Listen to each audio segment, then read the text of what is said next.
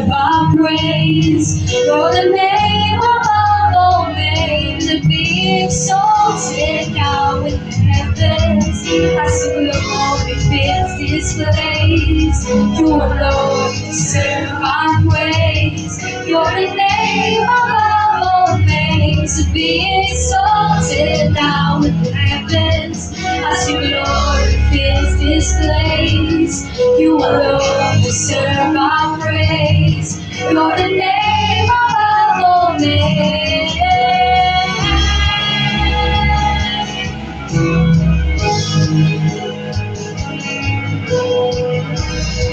Nag-notes po ako dun sa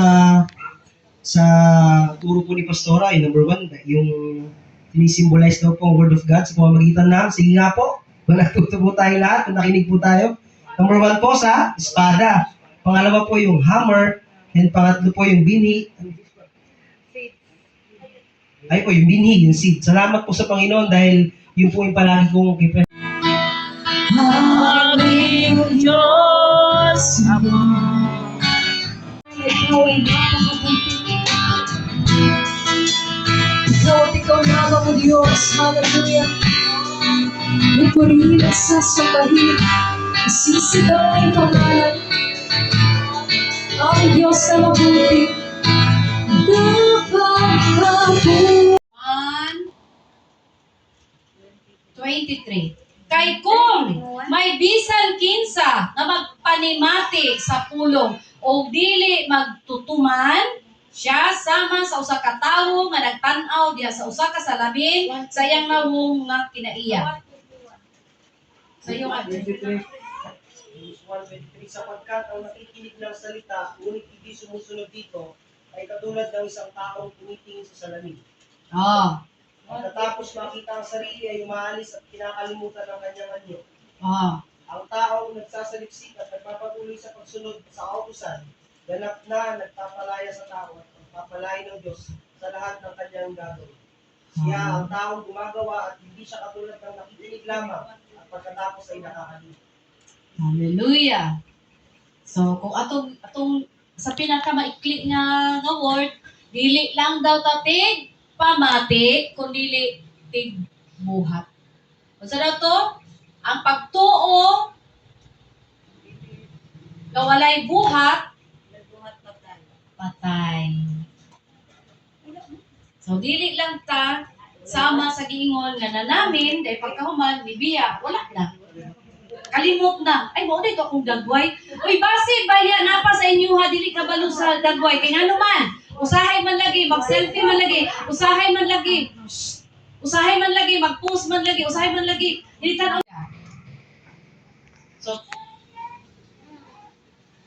kining tanan, preparation na to para sa ato ang Bible study, para maglambo, magtupo ang matag usa.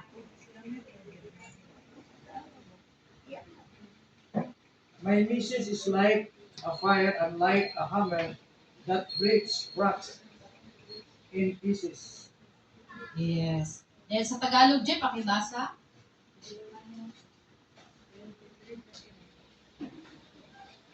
Jeremiah. 23:29. Opo. Hindi ba't makapangyarihan ng aking mga salita, sabi ng Panginoon, ito'y katulad ng apoy na nakasusunog o ng martilyong nakakadurog ng bato. Nakakadurog ng bato. Di ba? Dami, di ba, usahay makaingon ta ba na ikanapalalis, sabi daw, kung makaingon ta ba nga, grabe mong kasing-kasing, grabe katika ang mong kasing-kasing, di ba, mga anak ta nga, grabe ang imong heart. No, tika kayo, mo yun ta nga, kanang, dili na ba ka madutlan? Anak, 23:29 sa Bisaya, iyon siya. Dili ba ang akong pulong sama sa kalayo? Nagaingon si Jehovah, o dili ba sama sa maso? Dili nga version, maso. Di ba yung pang ano ng wall na matigas, di ba maso yung gamit? Binabalbag. O yun. Mas dako siya kisa sa martilyo. O, so, ginamaso ing ana kama Kita di ay so wala pa nato gidawat si Jesus.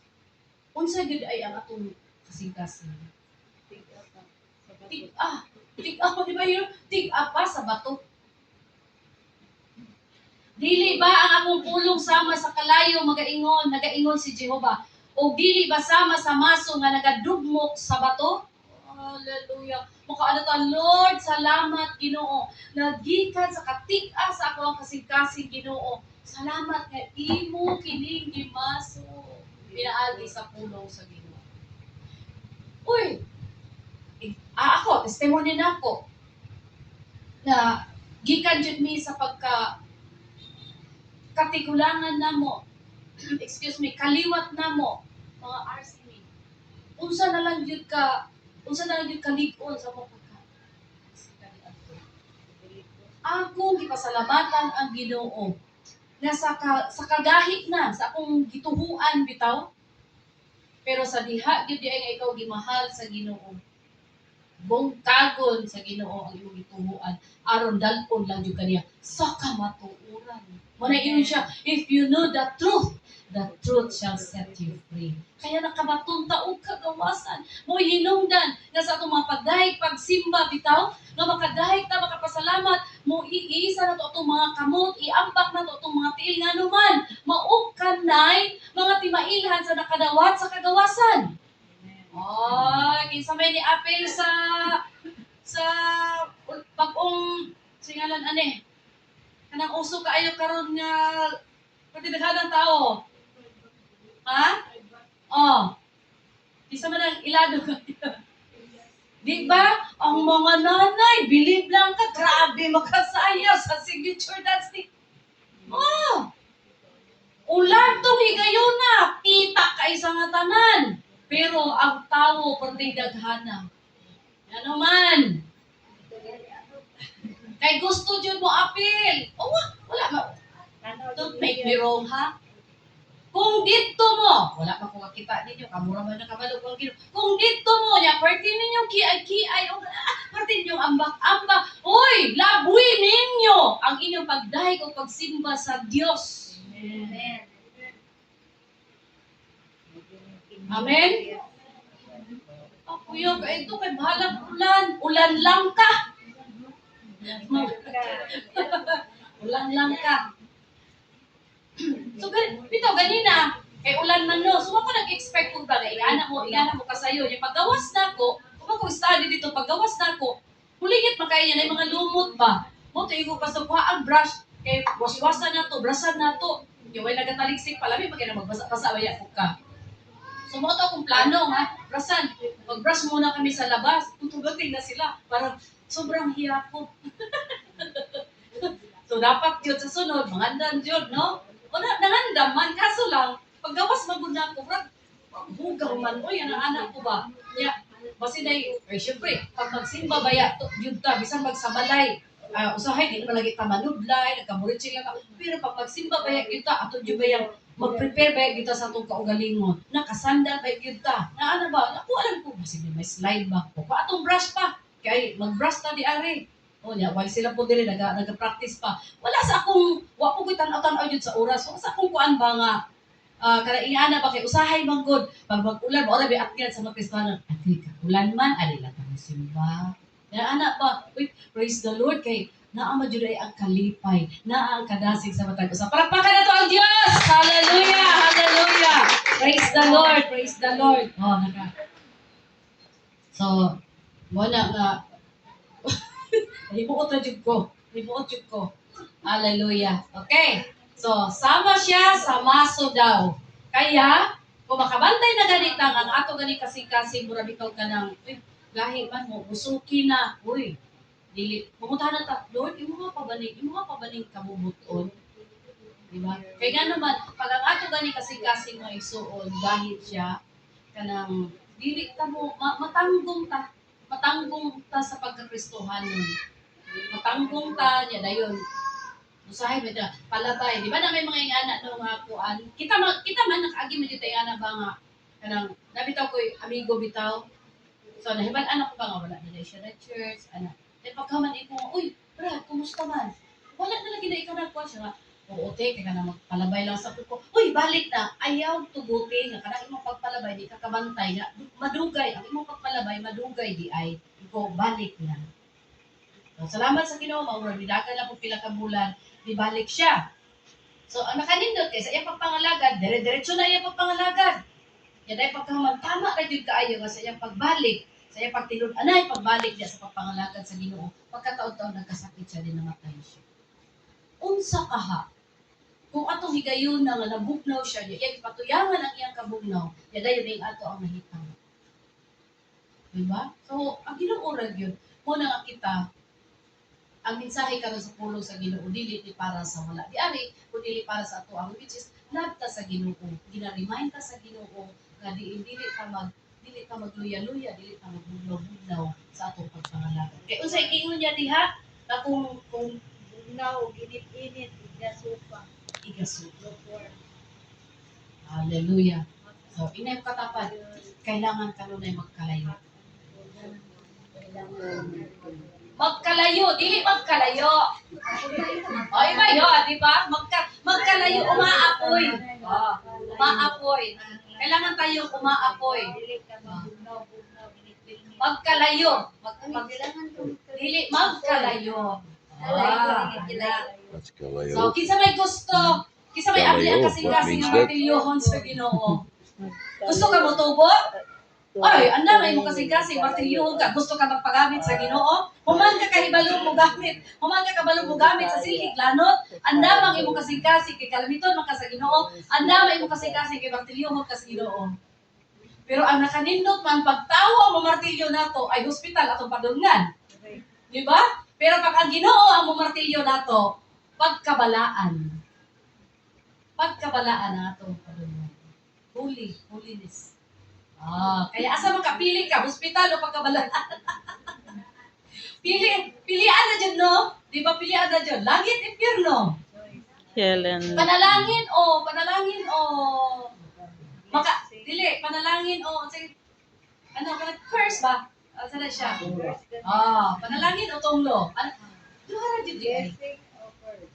Yun. So, pili na yan. Okay. So, andam na ta.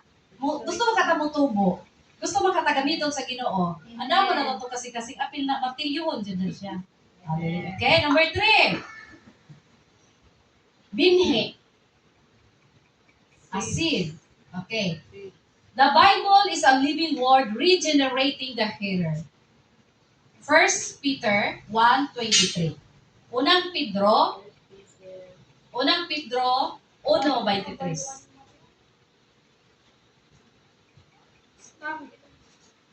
Sige lang iyo, madili kay Balo. Okay lang, basahon lang siya. Aplihan lang. Si Anil. Okay, ikatulo is, sama siya sa binhi.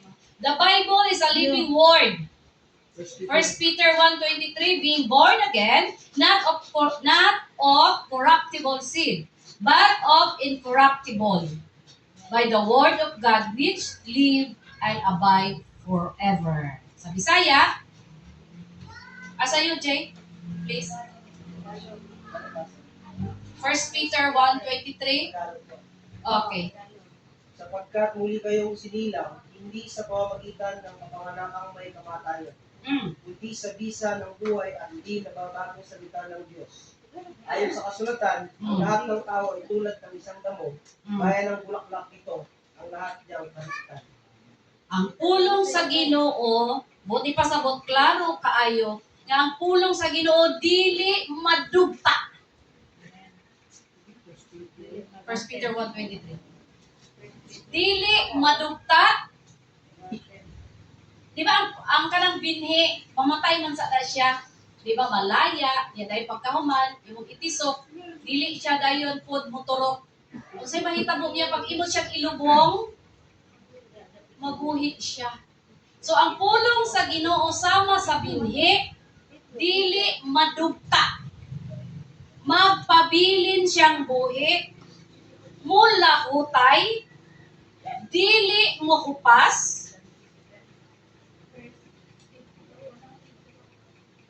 kaya importante kaayo nga ang atong makasing-kasing matisukan. Di ba naa sa ato ang siguro nakadawat siya sa pulong as binhi, bata pa siya.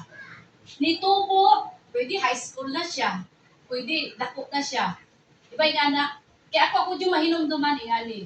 So, ano man me, kaning Roman Catholic man kali ato. Pero yung mga bata ko is ginapadala na ko sila sa may summer, so daily